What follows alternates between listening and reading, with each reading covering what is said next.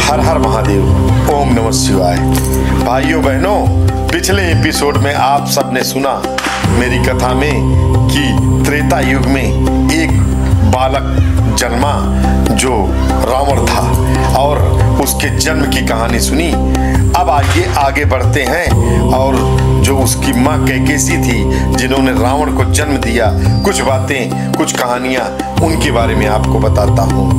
रावण जिसके रोदन से ही धरती कांप उठी, जिसकी आंखों की ज्वाला से देवता भी भयभीत हो गए और जिसने जन्म लेते ही यह घोषणा कर दी कि युगों युगों का इतिहास बदलने वाला है।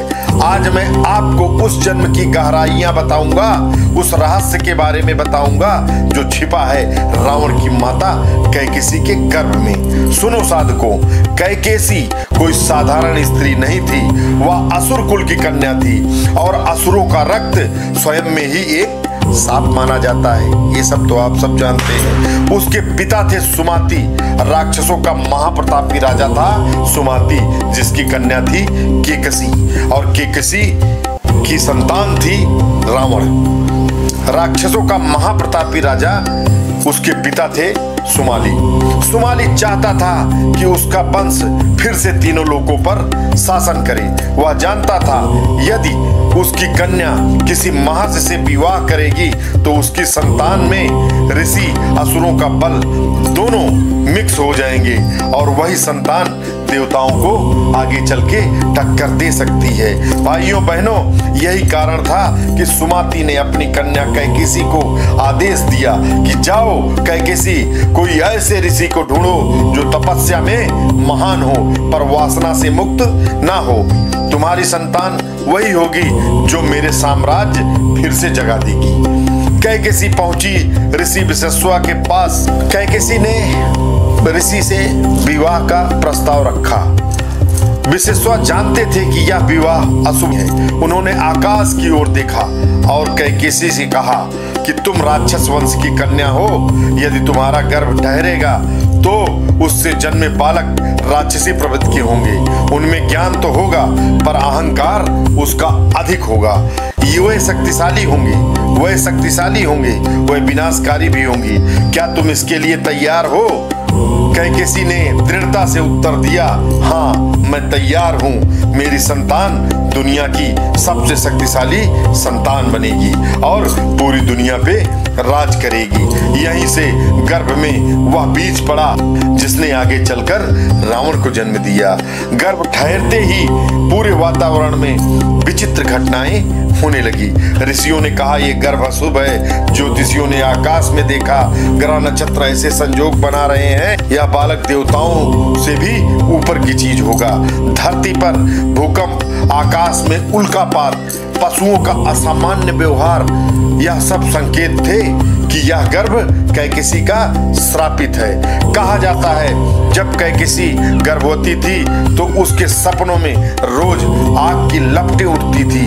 वह देखती थी कि उसकी कोख में से हजारों सर्प निकल रहे हैं। कभी देखती कि पूरा आकाश काला हो गया और कभी देखती कि उसका पुत्र अपने ही पिता को सिंहासन से उतार रहा है। वह कांप उठती थी पर फिर भी हंस देती थी और कहती थी कि यह मेरा पुत्र होगा, यह सबसे बड़ा होगा। कैकेसी का गर्भ साधारण नहीं था। वह एक तपस्वी ऋषि की संतान को ढो रही थी पर उसमें बह रहा असुरों का रक्त और जब ऋषि का तेज और राक्षसों का बल मिलते थे तो संतान बलवाली बनेगा ही बनेगा और वही बना रावण। इस गर्भ में केवल एक ही नहीं 4 संतानें उत्पन्न हुई। पहला था रावण और दूसरा था कुंभकर्ण, तीसरा था विभीषण और चौथी थी शूर्पणखा, जिसके कारण पूरी रामायण लिखी गई और पूरे राक्षस लोक का रावण सहित वध हुआ। सोचो भाइयों, अगर एक ही गर्भ में ऐसी 4 संतानें जिन्होंने युगों तक इतिहास में बदल दिया, क्या यह एक संजोग मात्र था? सोचो भाइयों, एक ही गर्भ में एक ऐसी 4 संतानें जिनकी सोच अलग अलग और सब मायावी, क्या ये संजोग था? नहीं, यह देवताओं की योजना थी और साथ ही राक्षसों के श्राप का परिणाम भी था। कैकेसी का गर्भ वास्तव में श्रापित था।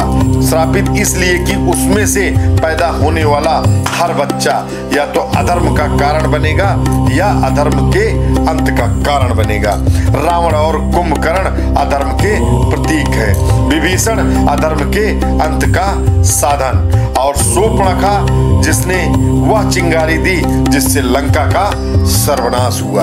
यह गर्भ एक ऐसा कुंड था जिसमें शक्ति, अहंकार और धर्म सब एक साथ पल रहे थे और जब यह कुंड फूटा तो युगों युगों तक उसका असर देखने को मिला। कहते हैं जब रावण गर्भ में था तो कैकेसी का सारा शरीर सामान्य स्त्री जैसा नहीं था।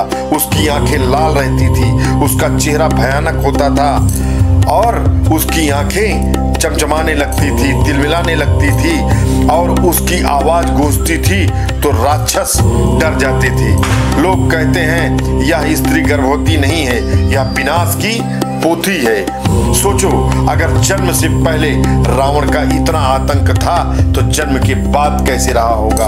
हाँ, यही कारण है कि रावण का जन्म साधारण नहीं माना जाता है। उसका हर श्वास, हर रोदन एक सांप जैसा था। देवताओं ने पहले ही कह दिया था यह बालक जब बड़ा होगा तो इससे तीनों लोग कांपेंगे। आज आपने सुना कि रावण की मां कैकेसी के श्रापित गर्भ की गाथा क्या थी। यह गर्भ वह गर्भ था जिसने युगों का सबसे बड़ा राक्षस पैदा किया। वह गर्भ जिसे एक तरफ रावण और कुंभकर्ण जैसे असुर आए और दूसरी तरफ विभीषण जैसे धर्मात्मा भी पैदा हुए। यही द्वंद्व था इस गर्भ का, श्राप और वरदान दोनों का संगम। पर सवाल यह है कि जब यह बालक बड़ा होगा तो उसकी पहली शक्ति लीला कैसी होगी, उसका बचपन कितना रहस्यमयी और भयानक होगा। भाइयों बहनों, ये सब आप सुनेंगे मेरे अगले एपिसोड में, जहां मैं आपको सुनाऊंगा इसकी आगे की कहानी। तब तक हमारे चैनल से जुड़े रहिए, चैनल को लाइक कीजिए, सब्सक्राइब कीजिए और कमेंट कीजिए और आप लोग अपना समर्थन बनाए रहिए। हर हर महादेव। ओम नमः शिवाय।